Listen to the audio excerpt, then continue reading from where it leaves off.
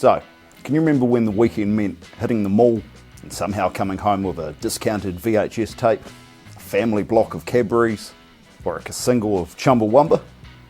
Man, those were simpler times. Back when stores had jingles, everything was on a massive clearance, and nobody cared that you were sneaking handfuls of pick and mix. But somewhere between closing our eyes for a minute back in 1996 and now, a bunch of our favourite Kiwi hangouts just vanished. So this week on What Happened To, I'm dusting off the receipts and deep diving into the New Zealand retail icons and the legendary outings that once ruled our childhood. So grab yourself a V, chuck on your best baggy jeans, and join me as we wander back through the aisles of Kiwi nostalgia. So let's get into it, eh?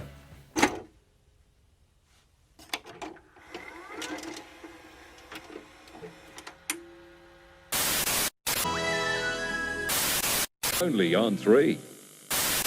Shut up, Wesley. Weeknight 6:30 on 1. So, before summer festivals became influencer photo ops and vape clouds, there was one event that truly defined Kiwi youth culture: the big day out. For years this was the main event circled on every teenager's calendar. The day your mates and your mum's esky and you and your entire sense of self-worth all ended up at Mount Smart Stadium. This wasn't just a concert, this was a coming of age ritual. My first big day out was in 2003, and honestly, it was stacked, man. Foo Fighters, Queens of the Stone Age, Jane's Addiction, Deftones, The Living End, Millencolin, The Vines, Murder Dolls, everyone, bloody Pacify! I mean, come on, that was a teenage wet dream soaked in sweat, V energy drink, and sunscreen that never worked. Each week you'd check the lineup for announcements hoping that your favourite band would make the cut. And look, I'll be honest, that day taught me a few life lessons. It was my first introduction to party pills. I lost my shoe in the Foo Fighters mosh pit during the first song, and I ended up being detained, but not charged, for the consumption of devil's lettuce. Just a casual outing for a 15-year-old with frosted tips and a chain wallet. But the big day out wasn't just about youthful chaos. It was a cultural moment. It started way back in 1992 in Sydney, before eventually hopping over the Tasman in 1994. Every January, tens and thousands of people would flood Ericsson Stadium to see the biggest acts in the world, mixed with homegrown legends like Shehad, the Datsuns, and Salmonella Dub. For many of us, this was our first taste of freedom. You spent all your money on overpriced water, and then you shouted the lyrics to songs with total strangers who somehow felt like your family. But then, somewhere along the line, things changed. The music faded, and the crowds got smaller, and the lineups got weirder. People complain that it's just not what it used to be. And by 2012, after years of declining ticket sales and rising costs, the big day out called it quits, ending an era of New Zealand's music culture. You know, there were attempts to bring it back, but like an aging rock star with dyed hair, a bulging gut, and skinny jeans, it never quite hit the same high notes. Still, for anyone that stood in the crowd, covered in sweat and glow stick juice, it wasn't just a festival, it was beautiful, chaotic, slightly illegal, summer memory that defined my generation. Deka. Just hearing that name alone makes my inner child want to sprint straight to the toy aisle with my crisp Sir Edmund Hillary.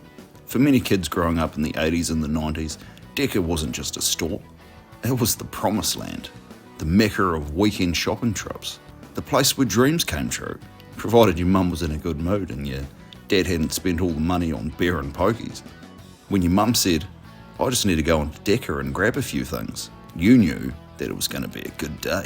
Because while she was in the ladies section, you had a solid 10 minutes to lose your fucking shit in the toy department. And what a toy department it was. Action figures, Hot Wheels, Barbies, Nerf guns, Dr. Dreadfuls, you name it, Deka had it. And it all smelt like fresh plastic, floor polish, and happiness. And the ads were something else too. Bright, bouncy, and full of energy. Pure 90s perfection. With that catchy tick-tick-tick-a jingle that was burnt into our national psyche. Every time it came on TV, you knew that some serious bargain hunting was about to go down. But behind all that childhood magic, Deka was part of a much bigger retail story.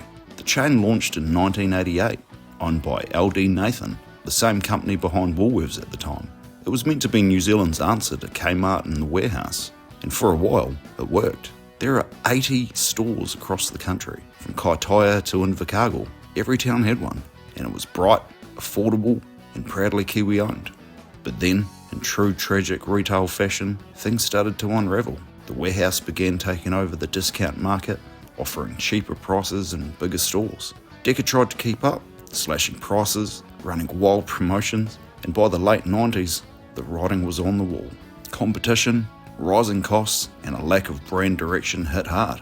And by 2001, Deka announced that it was closing down for good. And just like that, another piece of our Kiwi childhood disappeared.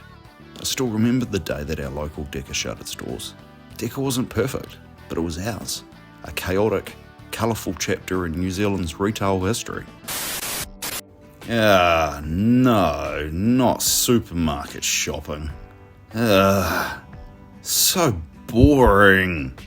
You trail behind your parents like a lost little duckling, begging for scraps and secretly praying that the trolley would crash into old ladies just to spice things up. That was, until Big Fresh came along. This wasn't just a supermarket, it was an acid trip on every aisle. Bright lights, blaring music, and animatronic fruit and veggies that sung directly at you, loudly, with enthusiasm that could only be described as deeply unsettling. It was the kind of place where you'd find a carrot wielding a knife and unsettling eyes belting out a tune, while you stood there holding a bag of cornflakes trying to make sense of your own existence. As a kid, it was either magical or terrifying, and as an adult, it was kind of hilarious. And you know what? I miss every bloody minute of it. Big Fresh was the only time I actually looked forward to going grocery shopping. It launched back in 1992. Big Fresh was a wild experiment from Food Town's parent company, a supermarket for the future.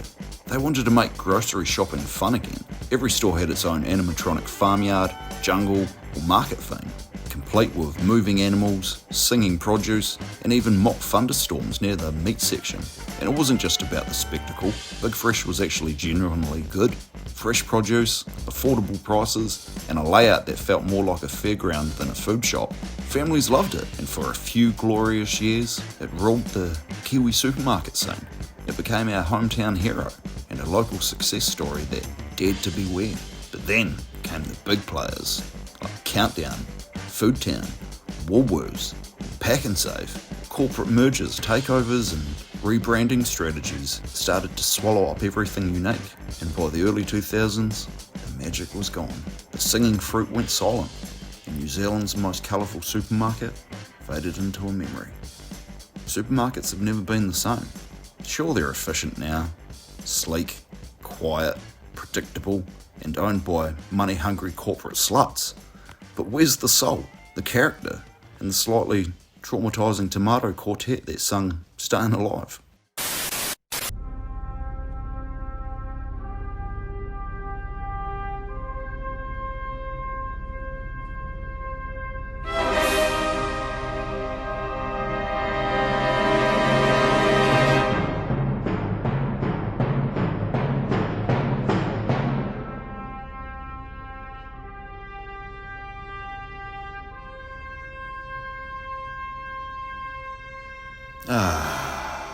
United Video. Just hearing that name brings it all back. That warm hum of fluorescent lighting, the smell of popcorn and sugar, and just the right amount of human musk. A mix of joy, jaffers, and maybe one too many teenage boys in confined space. United Video was the place, man. A Friday night ritual, the social hub of every small town and suburb of New Zealand. But behind the nostalgia was a real Kiwi success story. United Video started right here in New Zealand back in the 1980s, part of a huge home video boom that swept across the country. Because before Netflix, before DVDs, and before YouTube, this was the only way we discovered new stories. United Video started as a small cooperative of independent video store owners that branded together under a national brand. The name, the logo, the yellow membership cards, all part of a push to bring some unity to the wild west of video rentals, hence United. And by the mid-1990s, there were over 180 United Video stores dotted across the country, from the big cities to the smallest towns. They were everywhere, glowing blue and yellow beacons of weekend excitement. And at its peak, United Video wasn't just competing with global giants like Blockbuster, it was beating them right here at home. Many stores were locally owned and proudly Kiwi. But like every good film, this story had a sad third act, because technology finally caught up, and pretty fast. DVDs started to replace VHS, and then came the internet. Streaming changed everything. Suddenly we didn't need to leave the house for our movie fix anymore. No more late fees, no rewinding, and no awkward small talk with the clerk at the counter. And by the early 2010s, United Video stores began closing one by one, quietly marking the end of a 30-year era in New Zealand entertainment. And look, I'll be honest, it kind of hurt watching all those doors close for the last time. It felt like saying goodbye to an old friend, because Friday or Saturday nights used to be a glorious ritual. You'd grab a few mates, load up on sugar, and pick a stack of horror films that you probably weren't old enough to rent. And that's the thing, man. I often ask myself, do I actually miss the video store? Or do I miss being young? I guess I miss the simplicity, the sense of community, and the ritual of it all. Walking down the aisles and judging the movies by their covers, it was analog magic in a digital-free world. And sure, it kind of smelt weird and the carpets were kind of sticky, and someone was always returning porn flicks, but it didn't matter. The humble video store was an escape. When life was rough and the world felt heavy, that place was a portal, where the only price was a $5 ticket out of reality for the night. But we quickly replaced community for convenience, and the magic slowly faded. The shelves emptied, and the signs came down, and one day you realised there wasn't a single video store left in your town. So maybe it wasn't just the video store that I missed. Maybe it was me, the kid who used to get excited about Friday nights, the chubby kid who thought the world was fine, and just small enough to fit inside a VHS case of Jurassic Park. So do I miss the video stores, or do I miss being young? Yes. So there you have it, 4 pieces of Kiwi history that once defined our childhood. So if you've made it this far, thanks for watching and reminiscing with me. And if this video sparked a few moments of nostalgia, do me a favour. Hit that like button down below, subscribe to the channel,